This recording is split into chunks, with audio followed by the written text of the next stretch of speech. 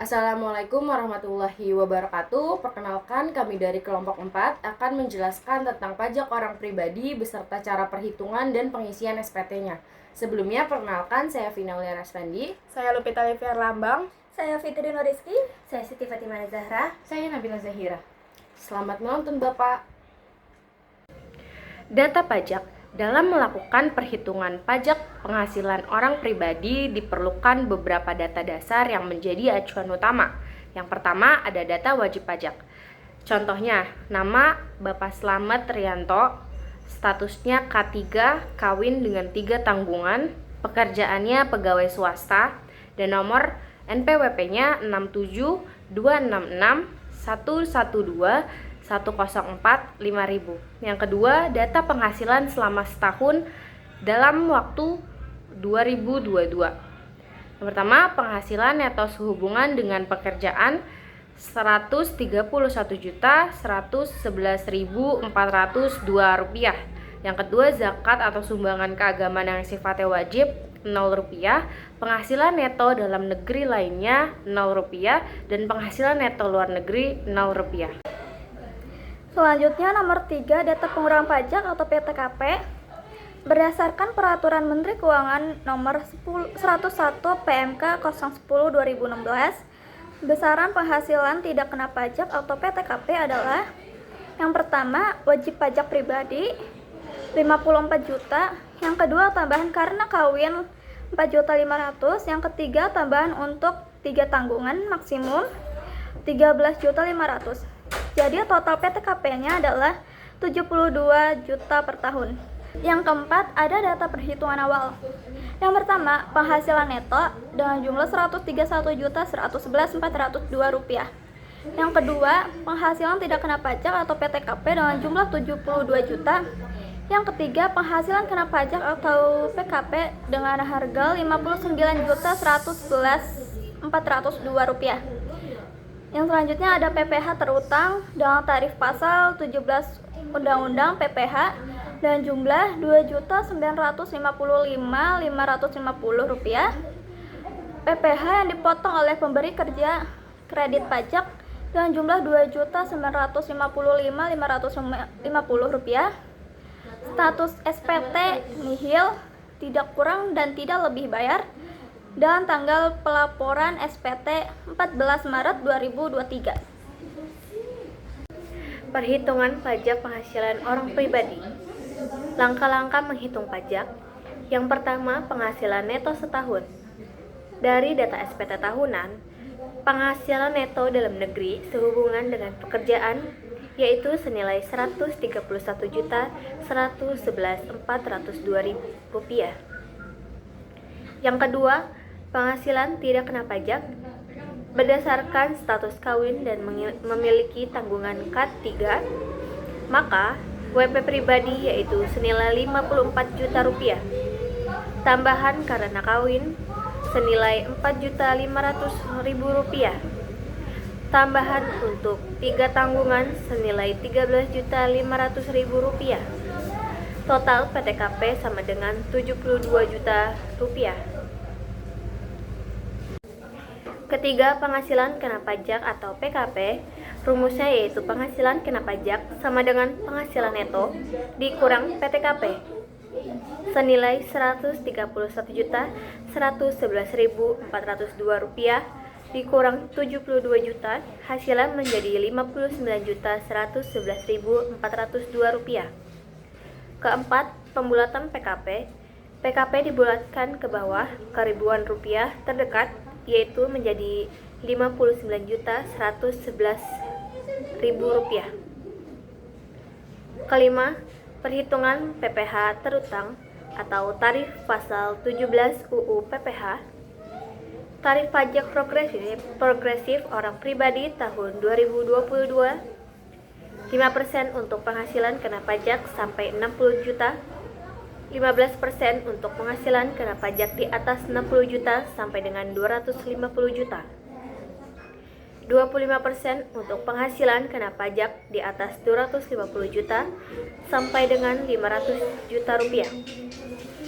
30% untuk penghasilan kena pajak di atas 500 juta rupiah karena PKP selamat sebesar Rp59.111.000, masih di bawah Rp60 juta.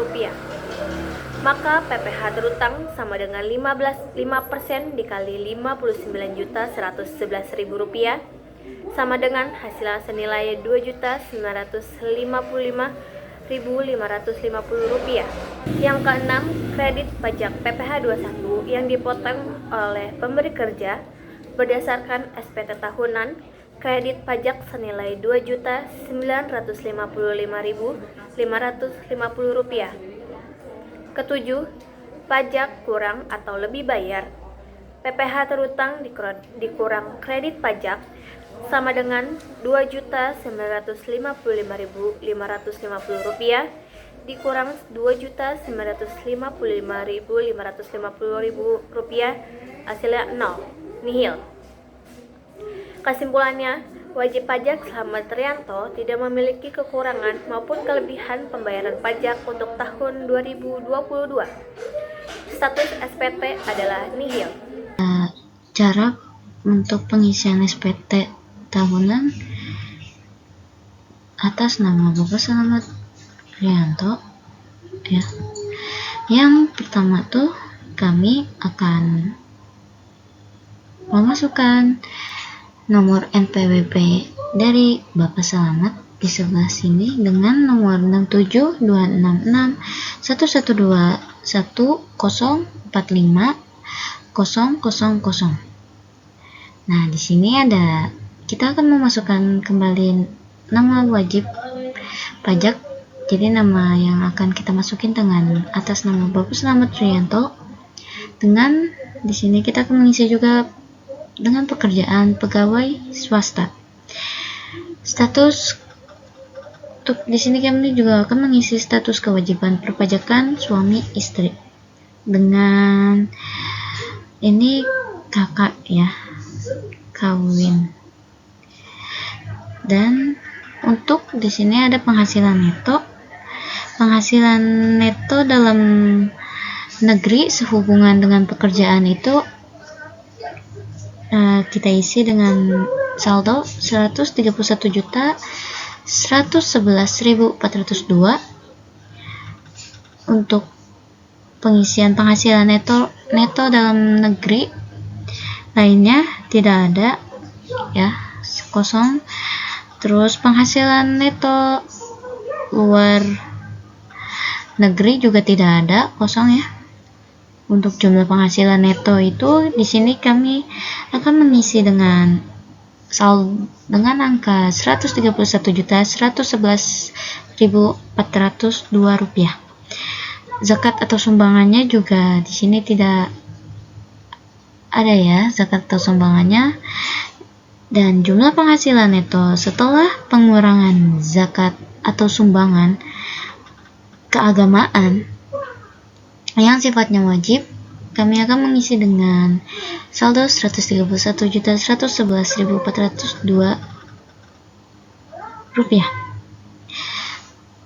Langkah selanjutnya kami akan penghasilan kena pajaknya, PKP-nya. Penghasilan tidak kena. Yang pertama di sini ada penghasilan tidak kena pajak dengan kawin, dengan tanggungan kawin K3 ya, kawin 3 anak dengan saldo 72 juta. Dan penghasilan kena pajaknya kena 59.111.402 rupiah. Yang ketiga ada PPh terutang ya. Di sini untuk PPh terutangnya itu dia tidak ada saldo. Yang kedua ada pengembalian pengurangan hasil PPh pasal 24 yang telah dikreditkan itu juga tidak ada, kosong. Dan yang ketiga ada jumlah PPh terutangnya kita isi dengan Rp2.955.550. Baik, di sini ada kredit pajak Langkah selanjutnya ada kredit pajak. Yang keempat PPh. Yang pertama tuh dalam kredit pajak PPh yang dipotong atau dipungut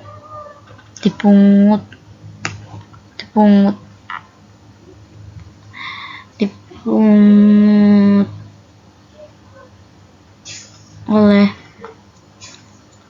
pihak lainnya. Di sini ada 2.955.550 rupiah. PPh yang harus dibayar sendiri itu per PPh yang lebih dipotong atau dipungut tidak ada ya. Yang kedua PPh yang dibayar sendiri tuh yang pertama ada PPh pasal 25 juga tidak ada. Untuk STP PPh pasal 25 juga tidak ada. Jumlah kredit pajak dia itu juga tidak ada ya. Langkah selanjutnya PPh kurang atau lebih bayarnya. Nah, PPh yang lebih dibayar atau PPh pasal 29 juga tidak diisi per. PPh yang lebih dibayar atau PPh pasal 28A juga tidak ada ya. Permohonan PPh lebih bayar pada 16B mohon juga tidak ada. Juga di sini kita isi dengan diperhitungkan dengan utang pajak. Oke. Untuk angsuran PPh pasal 25 tahun pajak berikutnya. Angsuran PPh pasal 25 tahun pajak berikutnya sebesar dia tidak diisi, dihitung berdasarkan 1/12 kali jumlah pada angka 13, juga tidak ada perhitungan dalam lampiran tersendiri juga tidak ada. Dan untuk langkah selanjutnya itu yang terakhir ada lampiran. Nah, lampiran ini kita di sini hanya mengisi fotokopi formulir 1721 strip A1 atau 1721 strip A2 atau bukti potong PPh pasal 21-nya ya. Jadi yang hanya diisi itu fotokopi formulirnya aja. Dan dengan menyadari sepenuhnya akan segala akibatnya, termasuk sanksi-sanksi sesuai dengan ketentuan peraturan perundang-undangan yang berlaku, saya menyatakan bahwa telah diberitahukan di atas beserta lampiran adalah benar, lengkap, dan jelas, yaitu wajib pajak dengan nama lengkap Slamet Rimanto dengan nomor NPWP 6722661045000. Oh ya, ini kenapa yang di bagian jumlah PPh terutang 2.955.550 itu kenapa bisa dapat hasil segitu? Karena itu tuh kayak apa ya?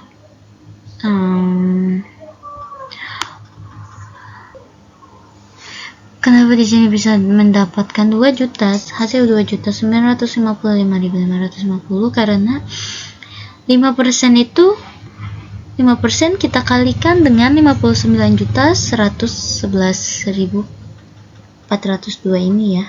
Karena kan PKP pas 8 ini masih di bawah 60 juta, makanya kita potong dengan 5%. Dari pembahasan tersebut, bisa disimpulkan bahwa pajak penghasilan orang pribadi atau biasa disebut PPHOP berperan penting sebagai sumber utama pendapatan negara untuk membiayai pembangunan. Dalam contoh kasus yang tadi, Bapak Slamet Rianto dengan penghasilan tahunan yaitu Rp131.111.402 dan status kawin 3 tanggungan diperoleh PKP sebesar Rp59.111.402 dan pajak terutangnya Rp2.955.550 karena jumlah pajak yang dipotong sama dengan pajak terutang, maka status SPT-nya nihil. Pelaporan dilakukan lewat e-filing DJP online. yang membuat prosesnya lebih mudah dan efisien. Ini menunjukkan bahwa sistem pajak Indonesia sudah semakin modern dan transparan. Kesimpulannya, sadar dan kepatuhan wajib pajak sangat penting agar self-assessment berjalan baik.